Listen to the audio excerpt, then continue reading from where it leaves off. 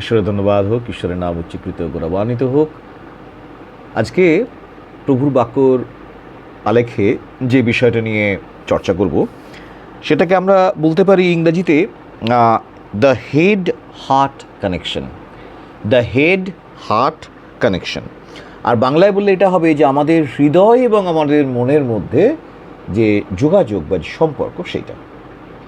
এখন এই যে হৃদয় আর মন, এই দুটোকে আমরা আলাদা করব কী করে?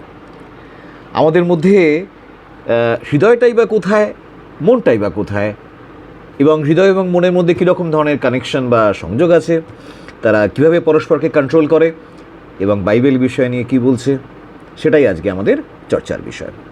সর্বপ্রথম হলো যে আমরা যদি বৈজ্ঞানিক নয় বা মনোবৈজ্ঞানিক নয়, শুধুমাত্র বাইবেলের দৃষ্টিভঙ্গি নিয়ে যদি আমরা দেখি যে হৃদয় এবং মন আলাদা কিভাবে এবং তাদের মধ্যে সম্পর্কটা আমাদের জানা কী জন্য প্রয়োজন, তাহলে প্রথমে সম্পর্কটার কথা বলি, তারপরে হৃদয় এবং মনে ব্যাখ্যার কথা বলবো।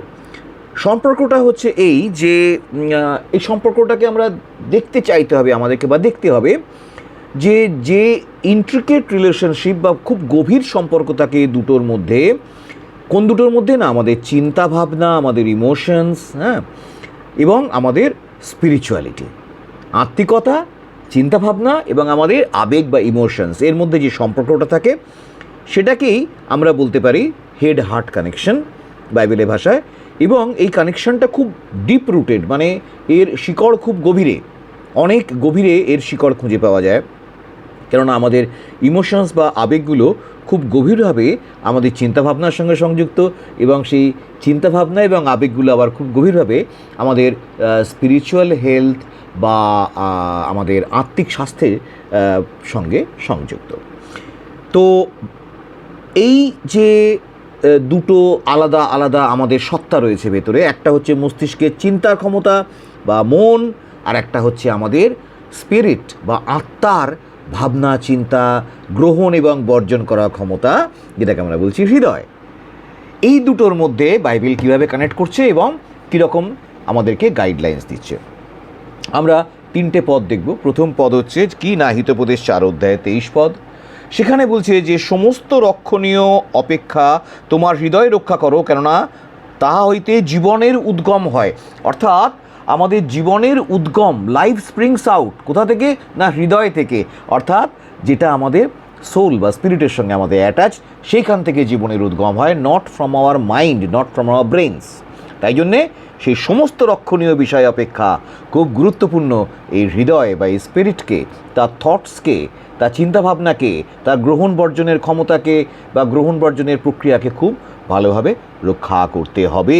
দ্বিতীয়ত বাইবেল বলছে, আমরা যদি জিরোমীয় 17 অধ্যায় 9 পদ দেখি পুরাতন নিয়মে, তো বাইবেল সেখানে বলছে যে অন্তঃকরণ সর্বাপেক্ষা বঞ্চক, তাহার রোগ অপ্রতিকার্য, কে তাহা জানিতে পারে। তার মানে সাবধান করে দিচ্ছে যে এই যে সমস্ত রক্ষণীয় বিষয় অপেক্ষা আমাদের এই বিষয়টাকে রক্ষণাবেক্ষণ করতে হবে, সেটা কিন্তু ভীষণ রোগে ভোগে এবং সেই রোগ অপ্রতিকার্য। কেন না, স্পিরিটকে, হৃদয়কে মাইন্ড বা মন ইনফ্লুয়েন্স করে, ভীষণভাবে ইনফ্লুয়েন্স করে। তৃতীয়ত আমরা পড়ব মার্ক 7 অধ্যায় 20 থেকে 23 পদ পর্যন্ত, যেখানে গোটা বিষয়টাকে যদি সংক্ষিপ্ত আকারে বলা যায় তো খ্রিস্ট যিশু সেখানে বলেছিলেন যে হৃদয় থেকেই কুচিন্তা বার হয় এবং সেগুলি মানুষকে অসুচি করে।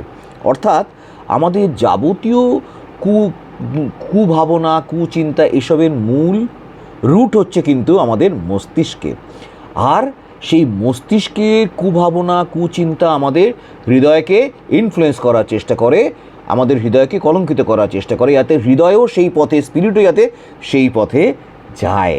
কিন্তু বিশ্বাসী হিসেবে প্রার্থনার মধ্যে দিয়ে আমাদের এই হেড হার্ট কানেকশনকে খুব ভালোভাবে ওয়াচ করতে হবে এবং খুব ভালোভাবে সমস্ত রক্ষণীয় বিষয় অপেক্ষা হৃদয়টাকে রক্ষা করতে হবে, যেন ওই short circuit connection from the mind, bad connection from the mind, যেন আমাদের হৃদয় বা আমাদের স্পিরিটের থট প্রসেসকে যেন কখনো এফেক্ট না করতে পারে। কারণ তাহলেই কী হবে না, আমরা মানুষ হিসাবে টোটালি অসুচি হয়ে পড়বো, আমাদের চিন্তাভাবনা সকল অসুচি হয়ে পড়বে, আমাদের আত্মিক অবস্থান অসুচি হয়ে পড়বে। ঈশ্বরের ধন্যবাদ হোক এবং ঈশ্বর আপনাদের সর্বদাই আপনাদের হৃদয়ে এবং মনকে খ্রিস্ট যিশুতে রক্ষা করতে সাহায্য করুন। Amen, amen, amen.